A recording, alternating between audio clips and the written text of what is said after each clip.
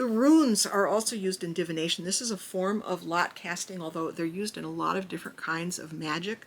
And so you see them here in their classic form, the Aetir. This is a Norse form you have groups of 8 characters, and I don't know if you can read there, but this is from my book showing the names of each of these. They're all symbols. So thorn or river or harvest, ice, that were used in foretelling. And also in magical protection, people would actually wear runes. They would carve runes on their house or their magical object, whatever it may be. So that's also part of the divination. Shapeshifters is a theme that's in a lot of the stories. Very few representations of it, though, but the witch shapeshifting into a wolf, for example. Here we have examples from the tapestry at Osberg. So this is a Norse burial of a woman. And these 2 figures don't appear next to each other, but you have one winged woman with a vulture head and another boar-headed woman raising a shield, most probably. So they're part of a procession.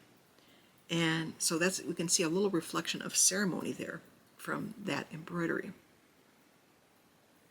Shapeshifting is implicit in the Latin name for witch, which is strix or sometimes striga, and it refers to the screech owl. So the owl symbolism with witches is very strongly marked throughout European culture. The word striges is the plural, and this gets borrowed over into Romanian in the Middle Ages. Much earlier than that, sometime around the 7th century or so, the Franks also pick up on this Latin word, and they pronounce it stria.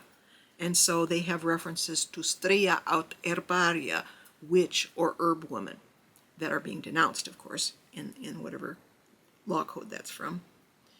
Oh, here it is, the Pactus Alimentarum. And then also estries survived in Old French. So the owl woman. There are other names for shapeshifters. So we have lekur in Old Norse, also hamgengja, goer in a form, or hamlepur, one who takes a form. Nachtfara, the nightfarer, the one who travels through the night, and Myrkrida, the darkness rider. And sometimes these are applied to troll woman, but the word troll woman and witch are also there's not a clear boundary between those in the Norse references. And this is quite late well, it's about 1500 or so. A shape-shifted witch with hen claws and wings is flying through the skies, and the women on the ground are looking and say, oh, there she goes. So the spirit flight theme is something that's very strong in the mythologies about witches that were concocted by the priesthood, the devil stories they dreamed up, that were based on much older cultural themes of the witches' gatherings and the women who go by night with the goddess, whatever the ethnic name for that goddess was.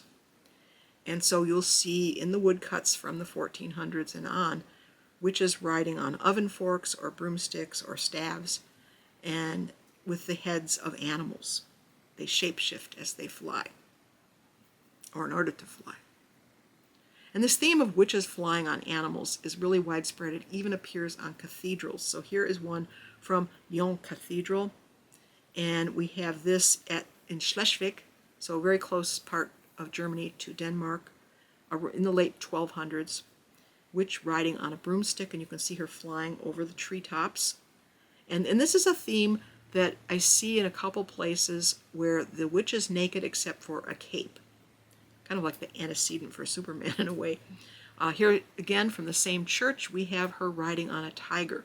Image directly connects to what I'll talk about in The Witch's Goddess, which is the theme of women who ride on the backs of innumerable beasts through the dead of night, following Diana as their mistress. So the women who go by night with the goddess are often shown riding on spirit animals, again, naked with the cape. This is, as best I can understand, a reconstruction of the church meal we saw at Lyon. You can see a little more clearly here where she's riding on a goat. So there's a mixture of Basque goddess traditions about the billy goat, Akerbelts, but also with Christianized ideas of the devil, the Christian anti-god. She seems to be hurling a cat or maybe a hare around in one hand, and she's naked with the cape. So this comes up over and over again. Here's one where it looks like an old woman riding on a goat, bare-breasted, and she maybe has a torch in one hand, and then the other hand, I'm not really sure, it looks like a small umbrella. It could even be the pileus cap that represent the Phrygian cap of the freed person. I'm not really sure what's going on there, but she's riding on an animal, looks like a goat again. And so this goat symbolism becomes predominant in the period where the witch hunts really start taking off in the 1300s.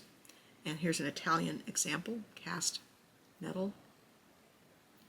And then we continue to see witches riding on wolves in folk stories, and including the illustrations of them.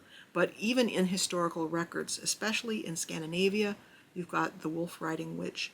And in Savoie, as late as the 1700s, people are talking about a woman who they think is a witch who is seen riding on a wolf. But we also have Irish traditions about women who turn into wolves, so shape-shifting into the form of a wolf. Witches' starting spells are really interesting. Each culture has a charm that they somehow remember that witches would utter in order to fly up and away.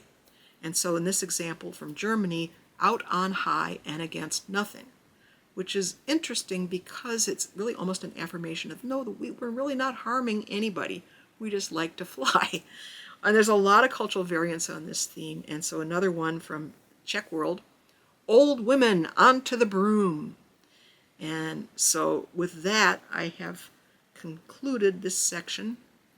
We're going to come next to look more closely at the women's herbal traditions, the herbalist witch.